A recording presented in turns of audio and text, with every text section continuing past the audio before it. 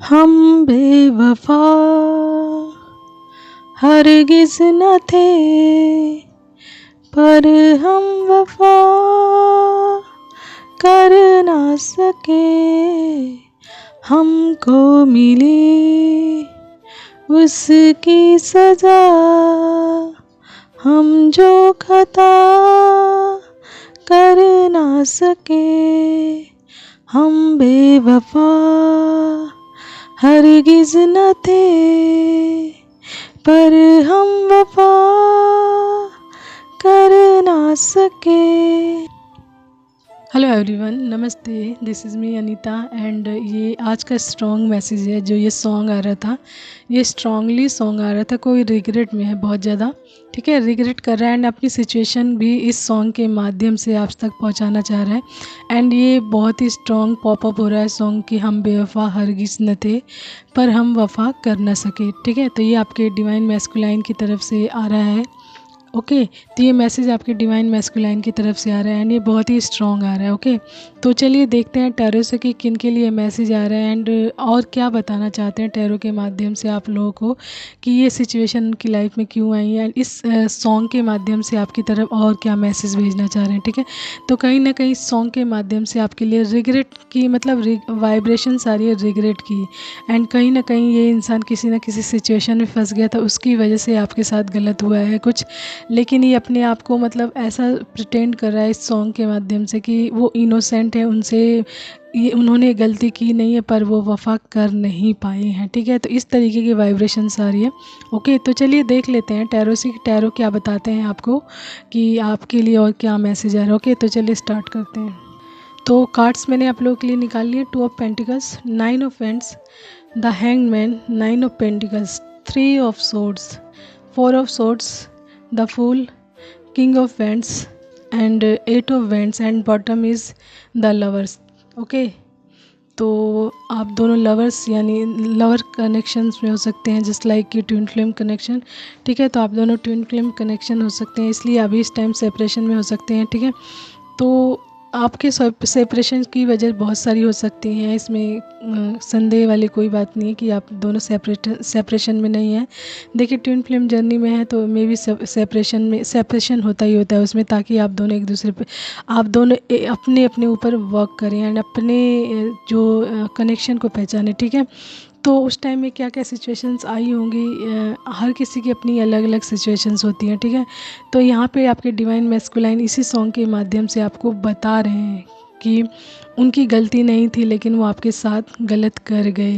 तो इस जो कनेक्शन होता है ना, ट्विन फ्लेम जर्नी, इसमें डिवाइनली प्रोसेस होता है। डिवाइनली ऐसी चीज़ें करते हैं, डिवाइन ऐसी चीज़ें करते हैं ताकि आप अपनी पहचान कर सकें, आप दोनों को सेपरेट करते हैं। ठीक है, तो कई बार आप इंटरनली आपकी जो सोल होती है ना, आपको कहती है कि सामने वाला इंसान आपके लिए है एंड आप इनके साथ गलत मत करो, लेकिन जो 3D का जो आपका जो 3D की मोहमाया के जाल में आप फंसे होते हैं ना, उसकी वजह से आप ये गलत चीज़ें अपनी सोल के पार्ट से कर जाते हैं। यानी एक ही सोल होते हैं जो ट्विन फ्लेम्स होते हैं, एक ही सोल होते हैं, एक divine masculine and divine feminine. ठीक है, तो यहाँ पर जब भी ये सॉन्ग पूरी तरीके से स्ट्रांगली आ रहा है कि हम बेवफा हरगिज़ न थे, पर हम वफा कर ना सके, तो इस सॉन्ग से ही पता चल रहा है कि आपके पर्सन ये कहना चाहते हैं कि मैं मतलब बेवफा नहीं था बिल्कुल भी आपके प्रति एंड आपके साथ गलत नहीं करना चाहता था, फिर भी पता नहीं कैसे गलत हुआ है।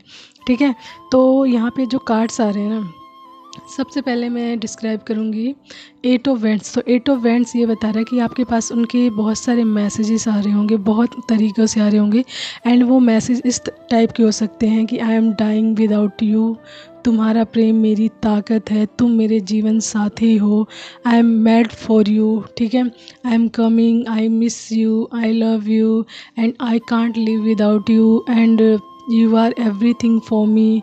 एंड इस टाइप के मैसेजेस आपके सामने बहुत ज़्यादा पॉपअप हो रहे होंगे। तो ये 8 ऑफ वेंट्स ये बता रहा है कि इस टाइप के मैसेज आपको ज़रूर मिल रहे होंगे आपको। ठीक है, तो ये आपके आपके पर्सन की तरफ से मैसेज आ रहे थे एंड पास्ट में कहीं ना कहीं आपको लेकर ये जगलिंग में चले गए थे, यानी डिप्लोमेटिक सिचुएशंस में चले गए थे and that is the reason कि उन्होंने मतलब आपको उस टाइम में चूज़ नहीं किया, क्योंकि उनको मेंटल क्लियरिटी नहीं मिल रही थी कि आपको चूज़ करें या नहीं करें। तो उसमें डिप्लोमेटिक सिचुएशन में थे, यानी जगलिंग में थे पूरी तरीके, 2 ऑफ पेंटिकल्स की।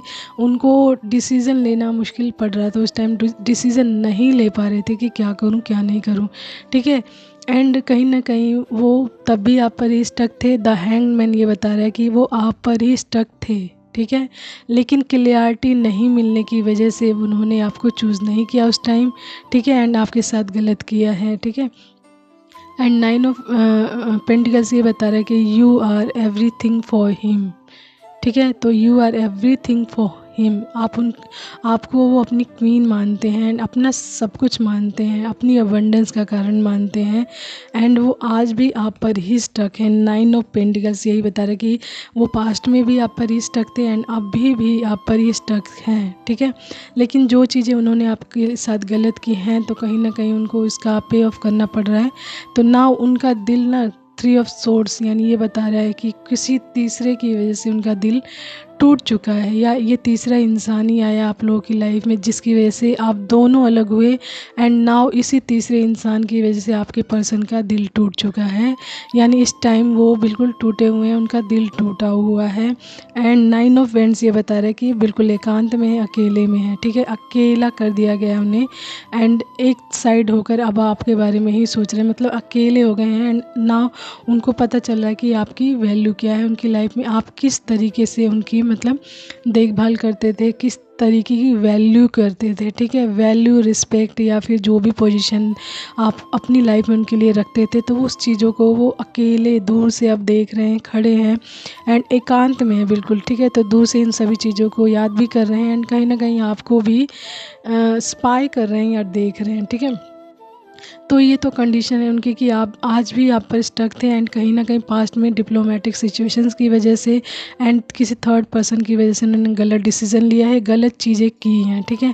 लेकिन पास्ट में भी आप पर द हैंगमैन ये बता रहा है, पास्ट में भी आप पर ही स्टक थे एंड नाउ अभी भी आप पर ही स्टक हैं, ठीक है। तो अब जब इनका दिल टूट चुका है पूरी तरीके से, ठीक है, चीज़ों को समझ गए हैं, ये बहुत सारी चीज़ों को समझ गए हैं कि उनकी गलती नहीं थी कहीं भी, लेकिन उन्होंने आपके साथ गलत किया है। तो इस चीज़ का उनको रिग्रेट है कहीं ना कहीं बहुत ज़्यादा, ठीक है, बहुत ज़्यादा रिग्रेट है। लेकिन आप अभी वो फ़िलहाल इस टाइम ये सोच रहे हैं कि आपके साथ किस तरीके से एक नई शुरुआत की जाए। द फूल ये बता रहा है, ठीक है। द फूल की कार्ड ये बता रहा है कि वो आपके साथ एक नई शुरुआत करना चाहते हैं, अपनी पास्ट की गलतियों के लिए आपसे माफ़ी मांगकर एक नई शुरुआत करना चाहते हैं। इसके लिए 4 ऑफ सोर्ड्स ये बता रहा है कि उन्होंने सब कुछ ईश्वर पर सरेंडर कर दिया है। इस टाइम बिल्कुल साइलेंट मोड में है, ठीक है। चीज़ों को दूर से देख रहे हैं, एकांत में अकेले होकर देख रहे हैं, एनालाइज कर रहे हैं एंड सारी चीज़ों को ईश्वर पर छोड़ दिया है फ़िलहाल। एंड अपने आप को पूरी तरीके से रेस्ट मोड पे रखा है, यानी कि बिल्कुल साइलेंट वे में, ठीक है। तो आपको उनका मैसेज पिक हो रहा होगा, लेकिन उनका जो कहते हैं ना वर्बली 3D वे में जो कोई मैसेज आए, इस तरीके की चीज़ें नहीं हो रही हैं, लेकिन एनर्जी वाइज बहुत सारी चीज़ें हो रही हैं।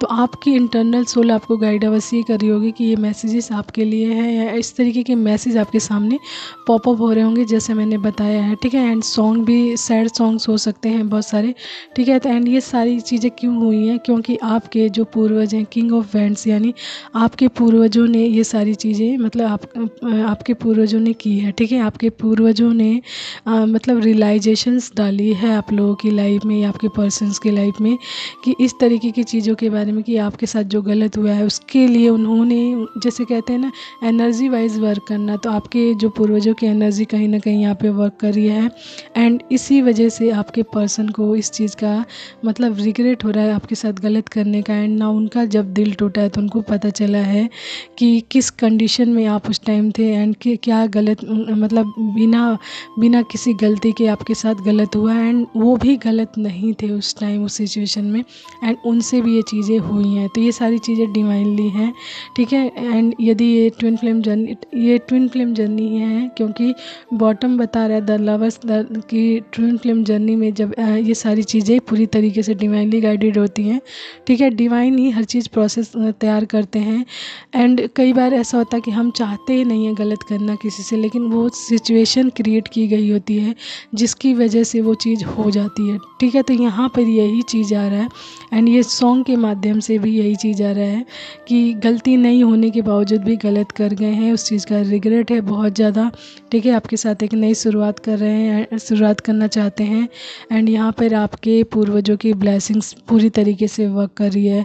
किंग ऑफ वैंड्स ये बता रहा है कि आपके पूर्वजों की ब्लेसिंग्स वर्क कर रही है, जिसकी वजह से ही ये कंडीशंस चेंज हुई हैं इतनी जल्दी। ठीक है, आपकी लाइफ में तो आपके पर्सन की मतलब बहुत सारी वाइब्रेशंस आपको मिल रही होंगी। ओके, तो एंड बॉटम के नीचे है द विक्ट्री। तो विक्ट्री का मतलब है, मतलब ये ना आपकी विक्ट्री मतलब 6 ऑफ वैंड्स है ये, लेकिन रिवर्स बैक आ गया है। तो रिवर्स बैक का मतलब है कि पास्ट में कहीं आप मतलब जो आपकी अचीवमेंट्स थे उसको पूरी तरीके से प्राप्त नहीं कर पाए थे। पास्ट की मेमोरीज बता रही, मतलब पास्ट की एनर्जी से आ रही है कि पास्ट में ना कहीं आप पूरी तरीके से स्टेबल नहीं थे, अपनी जो अचीवमेंट्स थे उसको प्राप्त नहीं किया था आपने। ठीक है, एरोगेंट थे, कई कमियां थी आपके अंदर।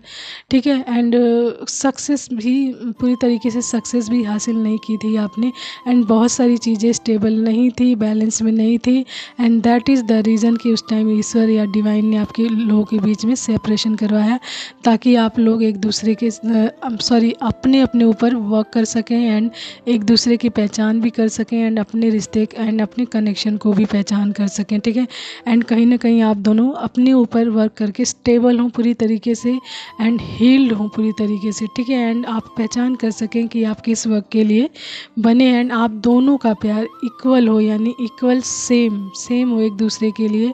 एंड ये कह सकते हैं कि सेम पेज पर लाना ईश्वर का कार्य है। यहाँ इस रीडिंग का मेन पर्पज़ है कि आप मतलब जो इस रीडिंग के माध्यम से जो कंक्लूज़न निकल रहा है, तो ईश्वर का जो डिवाइन का मेन पर्पज़ है कि आप दोनों को सेम पेज पर लाया जाए, यानी सेम एनर्जी में लाया जाए। सेम एनर्जी में जब आप दोनों आएंगे तब आप दोनों का यूनियन होगा एंड आप दोनों मिलकर अपने सोल पर्पस पे अच्छे से वर्क करेंगे। ठीक है, तो दैट इज़ द रीज़न कि ये सारी चीज़ें, इतनी सारी चीज़ें आप लोगों के बीच में चल रही हैं। तो मेन पर्पस को आप पहचानिए कि इन सभी चीज़ों के पीछे मेन पर्पस क्या है। यदि आपको अपनी जर्नी का पता चल गया है तो उस जर्नी का मेन पर्पस पहचानिए। इस चीज़ के पीछे मत भागिए कि मेरे पर्सन ने मेरे साथ ये किया या उन्होंने गलत किया, मेरी परिस्थितियाँ गलत थी या इस इंसान ने गलत किया।